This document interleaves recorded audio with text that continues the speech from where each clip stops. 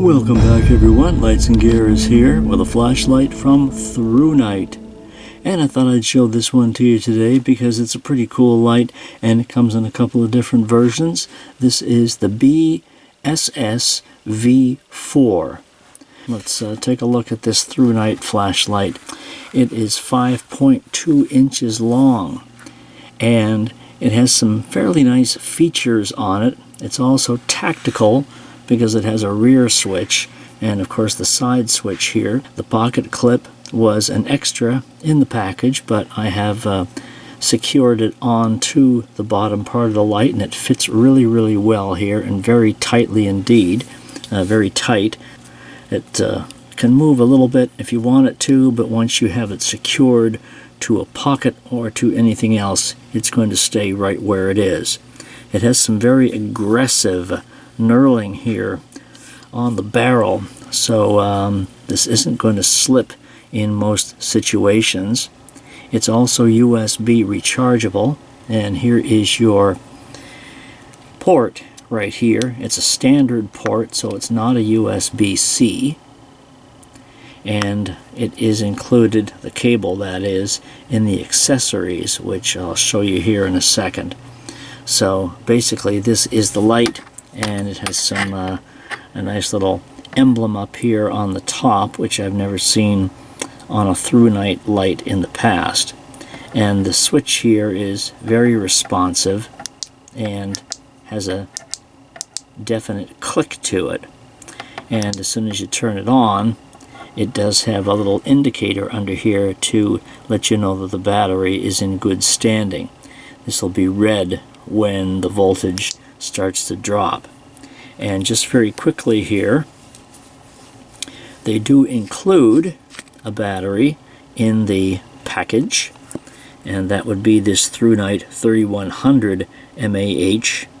Obviously it is an 18650 and IMR, so it's of good quality and does its job in the light as required. There's just a post here up inside the tube, which you can't see too well, and the threading here on the bottom is pretty nice as well. It's not terribly lubricated out of the box. I guess to some of a degree it is, but you can always put a little bit more lube there, and you have a nice O-ring up here.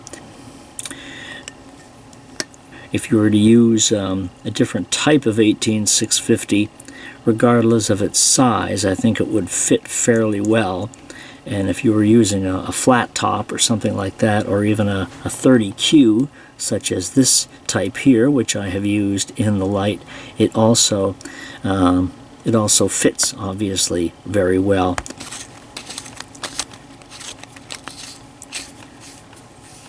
So before we go on with a description of the light, the accessories are what actually shine in this package. And as I alluded to a few minutes ago, there are a couple of different versions of this light. This is a basic version that I opted for. Another one you can get is one which includes a rail mount and also a remote switch, so you can affix it to a weapon or something of that nature with the extra mounting hardware. But that is, as I said, a separate version. In this one, here's what you get. You have the manual right here. English is over here somewhere, so I'll open that up in a moment.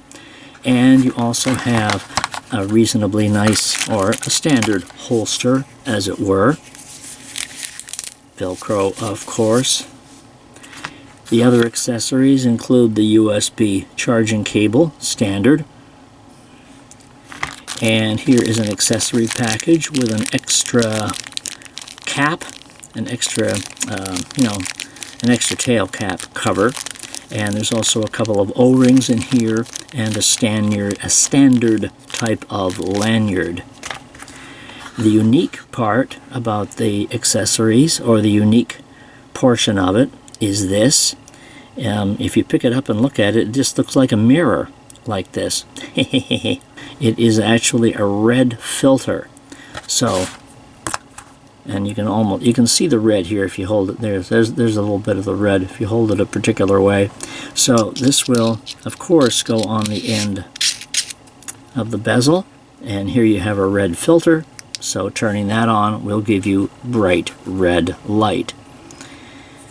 So that could be handy in certain situations if you need a red light, or for purposes of perhaps photographing and so forth in certain kinds of light.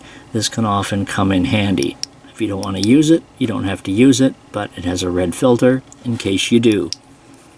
And the other little item, the last accessory item in the box, is this strike bezel. So affix that to the light, and there you have a very dangerous, well, or helpful weapon, depending on the situation. If you were stranded somewhere and you needed to break glass, for instance, this is going to break glass. One thing is, if you keep this on here, well, of course, personally, I wouldn't keep it on here. I mean, you can if you like, and if you're going to be in situations where you think you might need it, that's absolutely fine. But I would just watch, obviously, putting it in a pocket, because this might get a little too close to things. And when you turn the light on with the strike bezel on here, and if you're, well, anyway, you get kind of like a, I don't know, a very weird pattern on the side of the on the spill of the light, as you can see here. And even looking at it from a distance, you still get the pattern. So it almost looks like a flower, I suppose, in some regard, but if that doesn't bother you, that's fine. But you only have to remove it on there to get your standard beam. So let us commence with the basics of the flashlight. Opening up the manual, here is what you get as far as the specifications of the light. You do have your standard modes: Firefly, low, medium, high, turbo, and strobe. And Firefly is just a holding press while it's off, and that's the only amount of light you get from it with that. It's less than a 0.54 lumens. So in some situations, in complete darkness, this Firefly mode is probably all you're going to need. So elsewhere within the mode, you have low at 33, medium at 350, high is at 1426 lumens, and that holds itself for just over 2 minutes, and then it does an automatic step down to 634 lumens, which will hold itself for a good amount of time. Then you have turbo, and turbo is at 2533 lumens. They have pretty much measured this very carefully with the included battery, so that is the output that the lab results have come up with, and that holds itself for a little over 2 minutes, and then it drops to 614 lumens. Strobe is at 1200 lumens. Now, of course, you have the rechargeable function on here, which we talked about a few moments ago. You will attach or if you want to charge the battery inside the light, you can attach the cable, or any standard charging cable you like. Once you plug that in, you'll get a red indicator underneath the switch, and once it has finished charging, it will turn solid blue. There's also there is a locking feature on the light, and that's very simple to do as well. When the light is off, just give the switch a long press. Moonlight will come on as it's supposed to, or Firefly I should say. Then give it a long press again. Firefly will go out, and now the light is locked. And you can click until you're green in the face and nothing will happen. So that's how you lock the light. Unlock it, just hold it again until Firefly comes on, and then you'll have your standard modes back. And of course, the light is equipped with mode memory, so it will always come back to the mode it was on previously. So let me turn off a couple of lights here. Again, click the switch, and right now we are on low mode, and you can see the beam is quite nice. It has a nice smooth, or a nice full round center and a nice smooth spill on it, and it has a nice tint. It's neither warm nor neutral, but is very cool in nature. So again, this is low, and wait for my camera to focus here. So if I press and hold, we will get to medium, and then of course press again. There we go. Low, medium. So here we are, medium, and here's the high mode. And of course, if I press the rear switch, I will go to turbo, just like that. And as soon as you release the switch, unless you press it all the way in and lock it, it will go out. So here is the turbo mode locked in. And I will caution you that it starts to get very hot quite quickly when it's on turbo.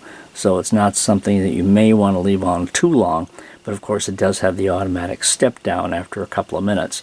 So if I click it, of course it will turn right off. And then to get to strobe, you give it 3 clicks. And that can be from anywhere, whether it's off or on. 1, 2, 3, and you'll get to instant strobe. And then clicking it again will turn it right off again. And of course turning it back on, mode memory will return it to where it was previously. And on those brief moments that I had it turned on in turbo, the head is already very warm. I can hold my hand around it nicely. If I was outside in the cold, it would be most welcomed. Let me take it outside right now, and we'll flash it around and show you what it can do out there.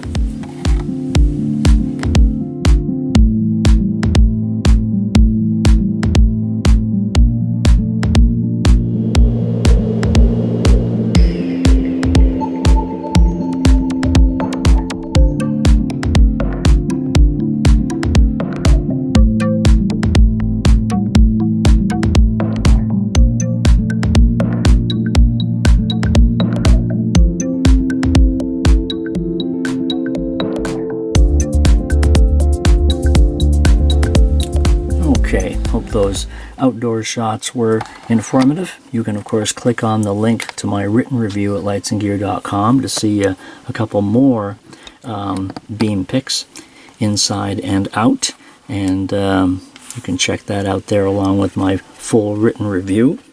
But overall, I would say this is a nice flashlight, the Thrunite BSS V4. If you get that other version, then of course you can get the additional accessories for mounting and so forth. But even this one does its job as a standard flashlight you could ever hope to do. And again, you have the indicator under the switch here, so you'll always know when the battery starts going down a little bit. And again, you can use any type of 18650 battery inside as well. There is a link, of course, in the video here in the description in order to pick one up if you so desire. And you can also leave me questions and comments on my page here on YouTube to discuss anything you might want to talk about with the light as well.